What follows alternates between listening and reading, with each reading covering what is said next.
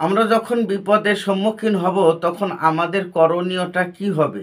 চলুন আমরা আল্লাহর কোরআন এবং হাদিস থেকে তার বিশ্লেষণ জেনে নেই। রহমতে আলম নবী নূরে মুজাসসাম।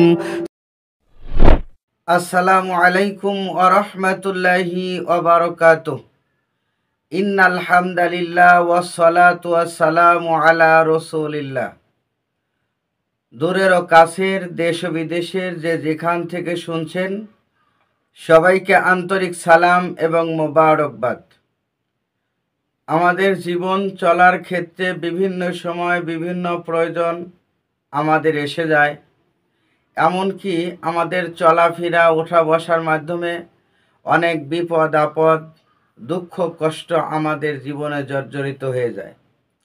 কত আপন মানুষ দ্বারা কষ্ট পাওয়া হয়, দূরের মানুষ দ্বারাও কষ্ট পাওয়া হয়।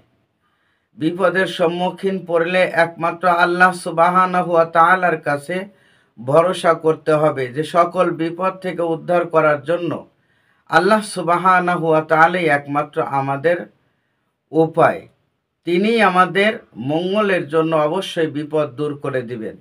আল্লাহ সুবহানাহু ওয়া তাআলা কোরআনুল কারীমের মধ্যে ঘোষণা করেছেন, ওয়াস্তাঈনু বিস-সাবরি ওয়াস-সালাহ, তোমরা আমার কাছে সাহায্য প্রার্থনা করো নামাজ এবং ধৈর্যের মাধ্যমে। সুতরাং আল্লাহ সুবহানাহু ওয়া তাআলার কাছে নামাজ এবং ধৈর্যের মাধ্যমেই আমাদেরকে সকল বিপদ আপদে আল্লাহর কাছে সাহায্য চাওয়া প্রয়োজন। আমাদের প্রিয় নবী সাল্লাল্লাহু আলাইহি ওয়াসাল্লাম তিনিও আমাদেরকে এই শিক্ষাই দিয়েছেন। আবু দাউদ শরীফের মধ্যে একটি হাদিস এসেছে, নবী করিম সাল্লাল্লাহু আলাইহি ওয়াসাল্লামের কথা তার সাহাবী হযরত হুযায়ফা রাদিয়াল্লাহু তাআলা আনহু সুন্দর করে তুলে ধরেছেন। আন হুযায়ফা রাদিয়াল্লাহু তাআলা আনহু, হযরত হুযায়ফা রাদিয়াল্লাহু তাআলা আনহু বর্ণনা করেন, ক্বালা, তিনি বলেন, কানান নাবিয়্যু সাল্লাল্লাহু আলাইহি ওয়াসাল্লাম ইজা হাযাবাতান, যখন রাসূলুল্লাহ সাল্লাল্লাহু আলাইহি ওয়াসাল্লাম তিনি কোনো বিপদ আপদের সম্মুখীন হতেন, অর্থাৎ দুঃখ কষ্ট এগুলো যখন তিনি অনুভব করতেন যে তার আপনজন দ্বারা সে কষ্ট পাবে, তার নিজের মানুষ তাকে কষ্ট দিচ্ছে, সেক্ষেত্রে রসুল কী করত? আমরুন সল্লা, রসুলুল্লাহ সাল্লাল্লাহু আলাইহি সাল্লাম নামাজ আদায় করতেন, নামাজে দাঁড়িয়ে যেতেন, নামাজ আদায় করতেন।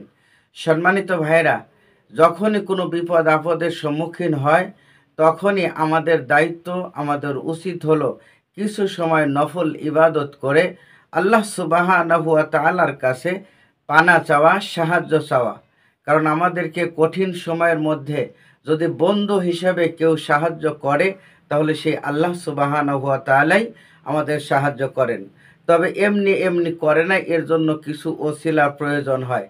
আল্লাহর নবীর ওসিলা, আল্লাহর নবী শিক্ষা দিয়েছেন, সেই ওসিলা ওলি আউলিয়াদের শিক্ষা দেওয়া, আলেম হক্কানি আলেমেরা যে শিক্ষা দিয়েছেন সেই পথ ধরে কোরআনের নির্দেশনা অনুযায়ী, হাদিসের নির্দেশনা অনুযায়ী ধৈর্য ধারণ করে নামাজের মাধ্যমে আল্লাহ সুবহানাহু ওয়া তাআলার কাছে সাহায্য প্রার্থনা করতে হবে, তবেই আমাদের বিপদ থেকে মুক্তি পাওয়ার আশা করা যায়।